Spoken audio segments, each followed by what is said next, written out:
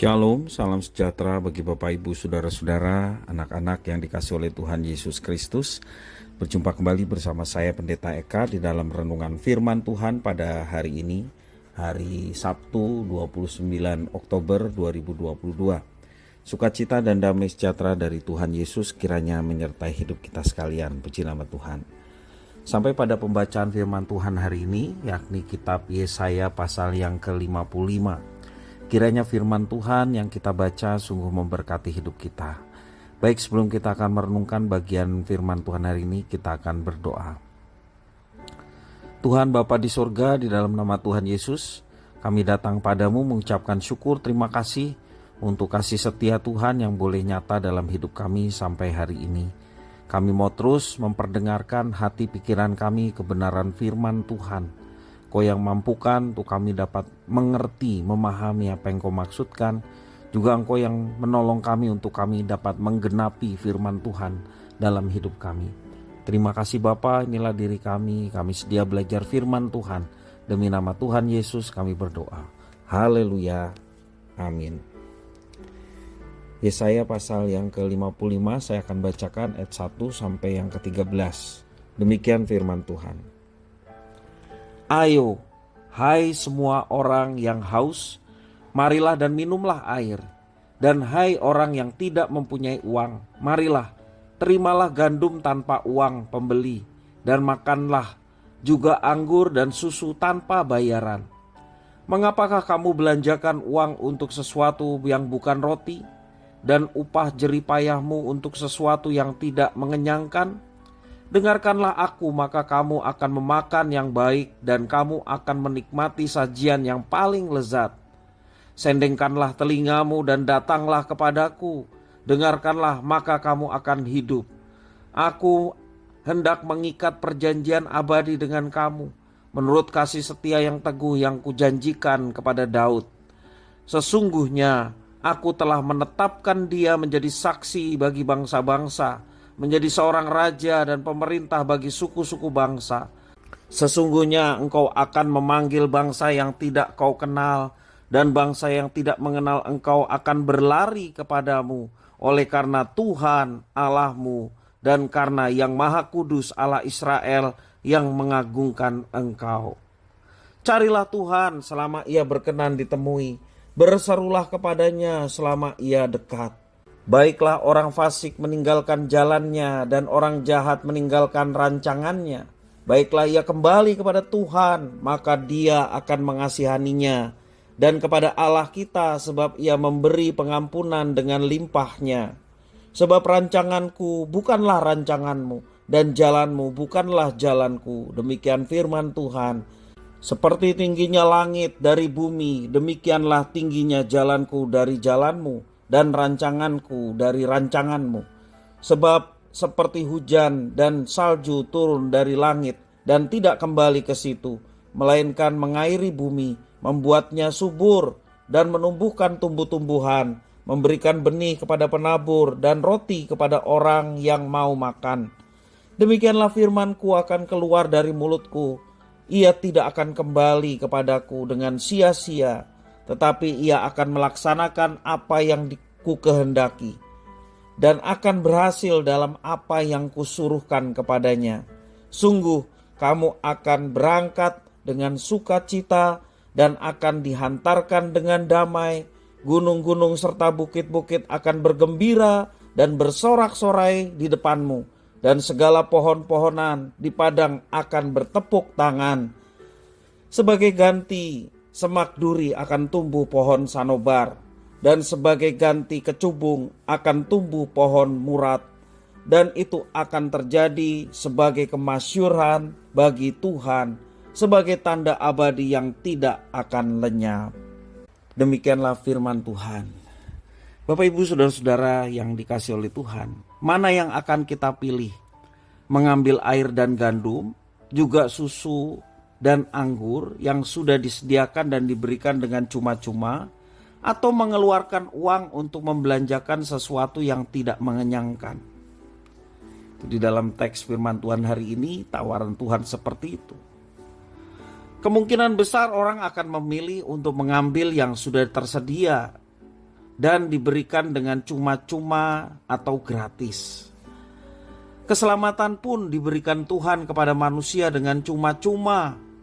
Namun ironisnya banyak orang tidak mau menerimanya. Jalan untuk menerima keselamatan adalah mendengar dan datang kepada Tuhan tanpa paksaan, karena memang Dia tidak pernah memaksa. Mereka yang memahami panggilan keselamatan dijamin akan kehidupan. Bahkan Tuhan akan mengikat mereka dengan perjanjian abadi yang pernah dibuatnya dengan Daud. Dia akan menjadikan mereka seperti partner keselamatan bagi bangsa-bangsa. Keselamatan itu bersumber dari Tuhan.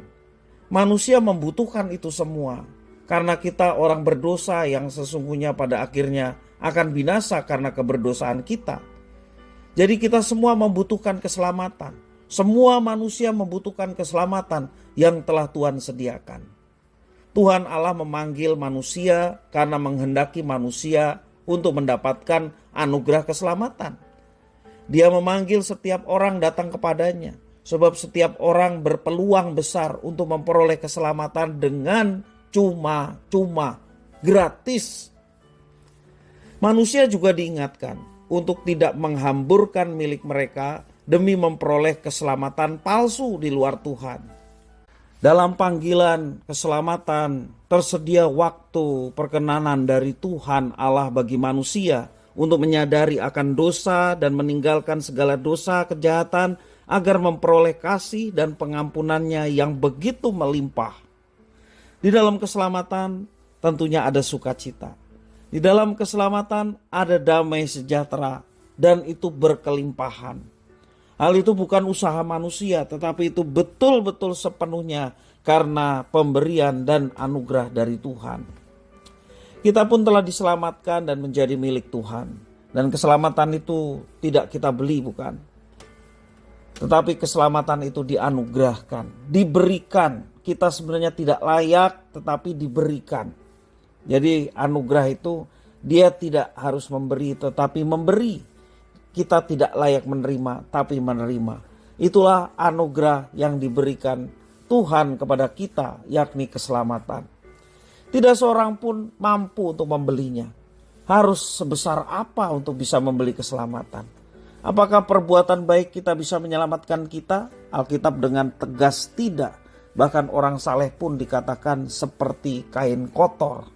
Artinya kesalehan kita bila diperhadapkan dengan kekudusan Allah sungguh tidak ada artinya apa-apa. Kita membutuhkan anugerah Tuhan dan Tuhan telah memberikan itu. Mari kita menerima anugerah Tuhan dengan penuh sukacita. Keselamatan yang telah Tuhan sediakan. Kita adalah partnernya Tuhan dalam memberitakan karya keselamatan bagi orang lain. Karena memang Tuhan percayakan berita itu kepada orang-orang pilihannya. Siapa orang-orang pilihannya? Kita sekalian gereja Tuhan. Dan kita adalah partner Allah untuk memberitakan karya Allah yang luar biasa, yakni keselamatan bagi semua orang berdosa. Waktu yang ada pada kita adalah kesempatan. Jangan sia-siakan. Pergunakanlah waktu yang ada untuk menghadirkan kerajaannya. Pergunakanlah waktu yang ada untuk memberitakan keselamatan yang Tuhan sediakan bagi setiap manusia berdosa. Inilah kesempatan yang jangan disia-siakan. Kita tidak mau hidup percuma, mempergunakan waktu yang ada untuk hal-hal yang sia-sia. Tetapi mari kita gunakan waktu yang ada untuk merespon akan panggilan Tuhan dengan cara hidup sesuai dengan rencananya dan menjadi saksi akan keselamatan yang kita sudah dapatkan, sehingga sedapat mungkin melalui kita banyak orang pun yang boleh turut masuk dalam keselamatan yang disediakan Tuhan di dalam Yesus Kristus. Mari kita memohon kepada Tuhan supaya kita dimampukan untuk menghidupi keselamatan yang Tuhan berikan kepada kita setiap hari. Kiranya firman Tuhan memberkati kita. Kita berdoa. Terima kasih Bapa atas firman Tuhan. Terima kasih atas keselamatan yang telah Tuhan pastikan kami terima di dalam Yesus Kristus. Kami diselamatkan dengan satu tujuan, menjadi partner Allah, menjadi kawan sekerja Allah, untuk menyatakan perbuatan-perbuatan yang besar yang telah Tuhan nyatakan bagi manusia yang berdosa di dalam Yesus Kristus. Itulah jawaban atas pergumulan dosa manusia yang tidak bisa diampuni selain daripada pengorbanan Kristus. Pengampunan yang disediakan dari Tuhan nyata. Biarlah Tuhan memberkati kami semua untuk kami boleh menjadi pelaku firman, mengerjakan keselamatan yang ada dalam hidup kami sepanjang kesempatan yang diberikan Tuhan pada kami, sehingga hidup kami pun boleh menjadi berkat bagi sesama. Terima kasih Bapa, terpujilah namamu. Demi nama Tuhan Yesus Kristus kami sudah berdoa dan bersyukur. Haleluya. Amin.